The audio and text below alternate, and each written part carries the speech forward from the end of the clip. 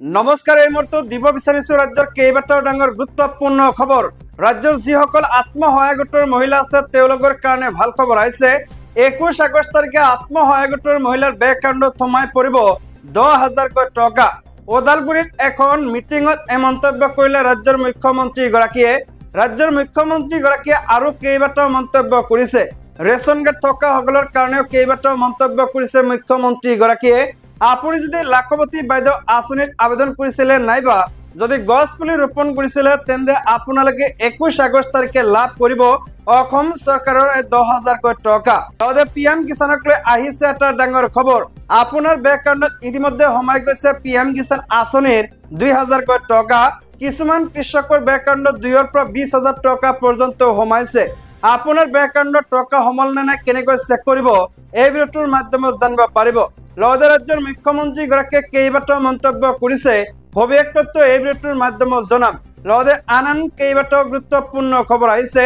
সবিশেষ তথ্য একেলগে জনাৰ আগতে এটা ৰিকুৱেষ্ট, যদি আপুনি চেনেলটোত নতুনকৈ আছে তেন্তে চেনেলটো ছাবস্ক্ৰাইব কৰাৰ লগতে ভিডিঅ'টোত এটা লাইক কৰি দি দিব। তেন্তে আহক বন্ধু বান্ধৱীসকল আজিৰ ভিডিঅ'টো আৰম্ভ কৰোঁ। নমস্কাৰ। ৰাজ্যৰ প্ৰথমটো ডাঙৰ গুৰুত্বপূৰ্ণ খবৰ হৈছে মহিলাসকলৰ কাৰণে ডাঙৰ ঘোষণা মুখ্যমন্ত্ৰী হিমন্ত বিশ্ব শৰ্মাৰ। 21 আগষ্ট তাৰিখে একাউণ্টত সোমাই পৰিব 10,000 টকা। মুখ্যমন্ত্ৰী হিমন্ত বিশ্ব শৰ্মাই মহিলা উদ্যমিতা আঁচনিক লৈ কৰিছে এটা ডাঙৰ ঘোষণা। শনিবাৰে BTR নিৰ্বাচনৰ সৈতে সংগতি ৰাখি বিজেপিৰ ওদালগুৰি জিলা সমিতিৰ উদ্যোগত মুদৈপুৰী হৰিসিঙা পৰিষদীয় সমষ্টি ভিত্তিত অনুষ্ঠিত বিজয় সংকল্প সভাত চৰকাৰী আঁচনিক লৈ কেইবাটাও নতুন ঘোষণা কৰে মুখ্যমন্ত্ৰীগৰাকীয়ে। মুখ্যমন্ত্ৰীয়ে কয় যে 21 আগষ্টৰ পৰা আমি প্ৰতিমাহে সমষ্টিয়ে গৈ মহিলা উদ্যমিতা আঁচনিৰ 10,000 টকা প্ৰদান কৰিম। আগন্তুক 2 দিনৰ ভিতৰতে ৰেচন কাৰ্ডৰ হিতাধিকাৰীয়ে সুলভ মূল্যত দাইল, নিমখ আৰু চেনি লাভ কৰিব। একেদৰে 10 অক্টোবৰ তাৰিখে 50,000 চাকৰি দিয়া হ'ব বুলি উল্লেখ কৰে মুখ্যমন্ত্ৰীগৰাকীয়ে। যিসকল আত্মসহায়ক গোটৰ মহিলা আছে তেওঁলোকৰ কাৰণে এয়া এটা ভাল খবৰ, কিয়নো 21 আগষ্ট তাৰিখে আত্মসহায়ক গোটৰ মহিলাৰ বেংক একাউণ্টত 10,000 টকা সোমাব। আন এটা ডাঙৰ গুৰুত্বপূৰ্ণ খবৰ হৈছে PM কিষাণ কৃষকসকলৰ কাৰণে। আপোনালোকৰ বেংক একাউণ্টত সোমাই গ'ল PM কিষাণৰ ধন। আপোনাৰ একাউণ্টত সোমাল নে নাই PM কিষাণৰ ধন কেনেকৈ চেক কৰিব? উন্নয়নমূলক প্ৰকল্পৰ শুভাৰম্ভৰ বাবে বাৰাণসী ভ্ৰমণ কৰিছে প্ৰধানমন্ত্ৰী নৰেন্দ্ৰ মোদীয়ে। বাৰাণসী ভ্ৰমণৰ সময়ত প্ৰধানমন্ত্ৰী মোদীয়ে প্ৰধানমন্ত্ৰী কৃষক সন্মান নিধিৰ 20 সংখ্যক কিস্তি মুকলি কৰিছে। অৰ্থাৎ এই আঁচনিৰ অধীনত প্ৰদান কৰা 2,000 টকা কৃষকৰ একাউণ্টত সোমাই গৈছে। বিগত বহুদিনৰ পৰা কৃষক সন্মান নিধিৰ 20তম কিস্তিৰ বাবে অপেক্ষা কৰি আহিছিল কৃষকসকলে। প্ৰধানমন্ত্ৰী মোদীয়ে বাৰাণসীৰ সেৱাপুৰীৰ বনাউলিত 2,183.45 কোটি টকাৰ 52টা উন্নয়নমূলক প্ৰকল্পৰ শুভাৰম্ভ আৰু আধাৰশিলা স্থাপন কৰে। এই অনুষ্ঠানৰ পৰাই প্ৰধানমন্ত্ৰী কৃষক সন্মান নিধিৰ হিতাধিকাৰী কৃষকসকলৰ একাউণ্টলৈ 20তম কিস্তি প্ৰেৰণ কৰিছে প্ৰধানমন্ত্ৰী মোদীয়ে। পিছে আপোনাৰ একাউণ্টত সোমাইছে নে নাই PM কিষাণৰ ধন? আপুনি ঘৰত বহিয়ে নিজৰ মোবাইলত চাব পাৰিব এই বিষয়ে। ইয়াৰ বাবে আপুনি তলত দিয়া প্ৰক্ৰিয়া অনুসৰণ কৰক। প্ৰথমে PM কিষাণ অফিচিয়েল ৱেবছাইটলৈ যাওক। ইয়াৰ পিছত আপুনি বেনিফিচিয়াৰী ষ্টেটাছ অপশ্যনত ক্লিক কৰক। তাৰপিছত আপোনাৰ আধাৰ নম্বৰ, মোবাইল নম্বৰ বা বেংক একাউণ্ট নম্বৰ ভিতৰত যিকোনো এটা পূৰ কৰিব লাগিব। কেপচা কোড পূৰণ কৰি আপোনালোকে দিব লাগিব। এতিয়া সকলো প্ৰয়োজনীয় তথ্য পূৰণ কৰাৰ পিছত গেট ডাটা বুটামত ক্লিক কৰিব লাগিব। তাৰপিছত আপোনাৰ পৰ্দাত আপোনাৰ 20 সংখ্যক কিস্তিকে ধৰি সকলো কিস্তিৰ তথ্য দেখিবলৈ পাব। এইবাৰ PM কিষাণৰ অধীনত 9,70 লাখৰো অধিক কৃষকৰ একাউণ্টলৈ প্ৰেৰণ কৰা হৈছে 20,500 কোটি টকা। উল্লেখযোগ্য যে 2019 চনত কেন্দ্ৰীয় চৰকাৰে এই আঁচনি আৰম্ভ কৰিছিল। আঁচনিখনৰ অধীনত চৰকাৰে 2,000 টকাকৈ 3টা কিস্তিত হিতাধিকাৰীসকলক এবছৰত মুঠ 6,000 টকা প্ৰদান কৰে। অন্যথা যিসকল কৃষকে 5টা নাইবা 6টা নাইবা 7টা 8টা নাইবা 9টা 10টা ইনষ্টলমেণ্টৰ টকা তেওঁলোকৰ পেণ্ডিং হৈ আছিলে, সকলো ইনষ্টলমেণ্টৰ টকা তেওঁলোকৰ বেংক একাউণ্টত এইবাৰ সোমাই গৈছে। অৰ্থাৎ তেওঁলোকৰ বেংক একাউণ্টত যিসকল মানুহে টকা আগতে পোৱা নাছিলে তেওঁলোকে 2,000 পৰা 20,000 টকালৈকে লাভ কৰিছে। খবৰটো হৈছে সোণাপুৰত চলিল প্ৰশাসনৰ বুলডোজাৰ। বিশাল এলেকাজুৰি বিস্তৃত হৈ থকা ৰিজৰ্টত উচ্ছেদ। ৰাজ্যত বেদখলৰ বিৰুদ্ধে অব্যাহত আছে প্ৰশাসনৰ উচ্ছেদ অভিযান। এইবাৰ প্ৰশাসনৰ বুলডোজাৰ চলিল সোণাপুৰৰ সংৰক্ষিত বনাঞ্চলৰ ভূমিত গঢ়ি তোলা ৰিজৰ্টত আজি উচ্ছেদ চলায় প্ৰশাসনে। পাৰে পৰা বিশাল আৰক্ষী বাহিনী সহ বন বিভাগ আৰু ডিমৰীয়া সম জিলাৰ প্ৰশাসনে বিশাল এলেকা জুৰি বিস্তৃত হৈ থকা এই ৰিজৰ্টত উচ্ছেদ অভিযান চলায়। এই ৰিজৰ্টখন বনভূমিত অবৈধভাৱে নিৰ্মাণ কৰা বুলি অভিযোগ উঠিছে। ডিমৰীয়া সম জিলাৰ অধীনস্থ কমাৰকুছিৰ মৰকদলা সংৰক্ষিত বনাঞ্চলত প্ৰায় 2 হেক্টৰ ভূমি সামৰি এই ৰিজৰ্টখন গঢ়ি তোলা হৈছিল।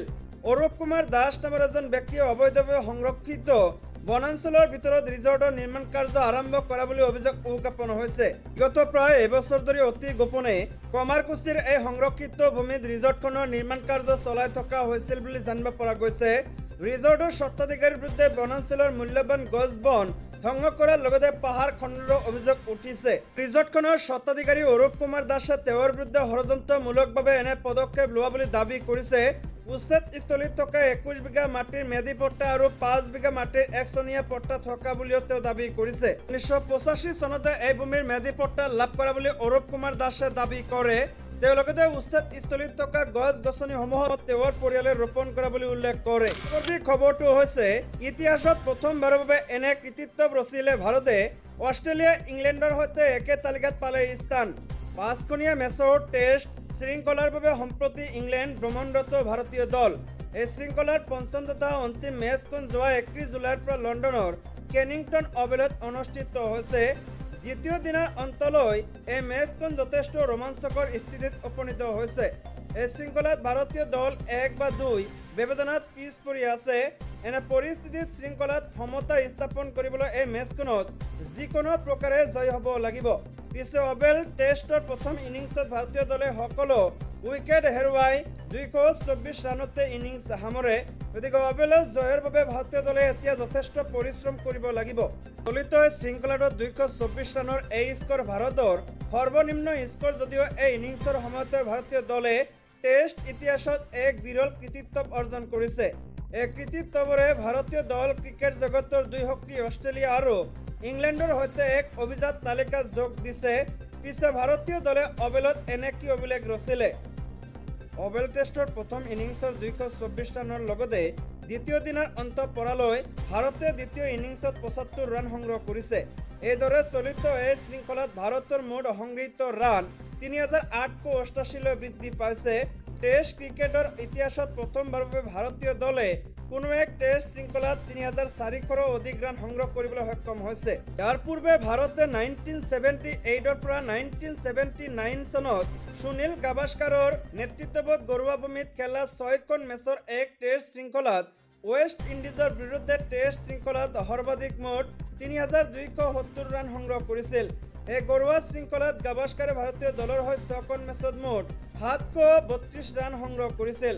ইতিমধ্যে গাভাস্কাৰৰ এই ৰেকৰ্ড ভংগ কৰি অধিনায়ক শুভমন গিলে চলিত শৃংখলাত 743 ৰান সংগ্ৰহ কৰিছে।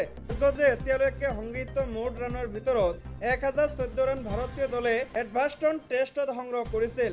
2 জুলাইৰ পৰা 6 জুলাইলৈ অনুষ্ঠিত হোৱা এডভাৰ্ষ্টন টেষ্টত অধিনায়ক শুভমন গিলে প্ৰথম ইনিংছৰ দ্বিশতক আৰু দ্বিতীয় ইনিংছৰ শতকীয় ইনিংছৰ সহায়েৰে সৰ্বমুঠ 430 ৰান সংগ্ৰহ কৰিছিল।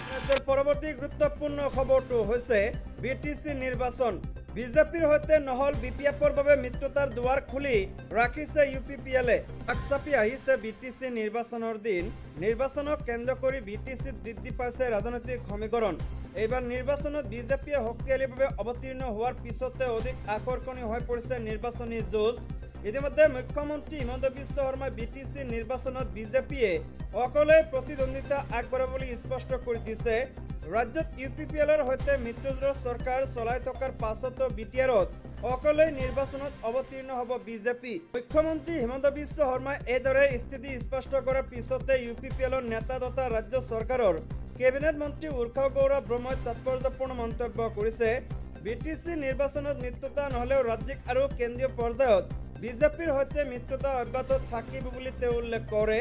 তাৰ সমান্তৰালকৈ তেওঁ BPF-ৰ সৈতে মিত্ৰতাৰ বাবে সাজু থকাৰো এক ইংগিত প্ৰদান কৰে।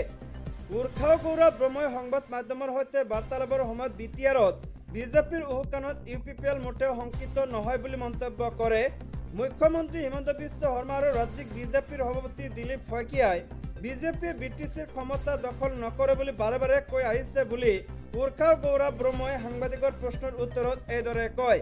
এই নিৰ্বাচনত কংগ্ৰেছ কোনো ধৰণৰ ফেক্টৰ নহয় বুলি মন্তব্য কৰি উৰ্খাও গৌৰৱ ব্ৰহ্মই লগতে অকলে নিৰ্বাচন খেলিলে BPF দলৰ UPPLৰ বাবে কোনো ফেক্টৰ নহয় বুলি দোহাৰে। তেওঁ লগতে কয় যে বৰ্তমান কংগ্ৰেছ BJP BPF সকলো দল এফালে আৰু UPPL অকলে এফালে অৱস্থান কৰিছে, কিন্তু তাৰ পিছতো BPFৰ সৈতে মিত্ৰতাৰ দুৱাৰ খোলা থকা বুলি তেওঁ ইংগিত দিয়ে।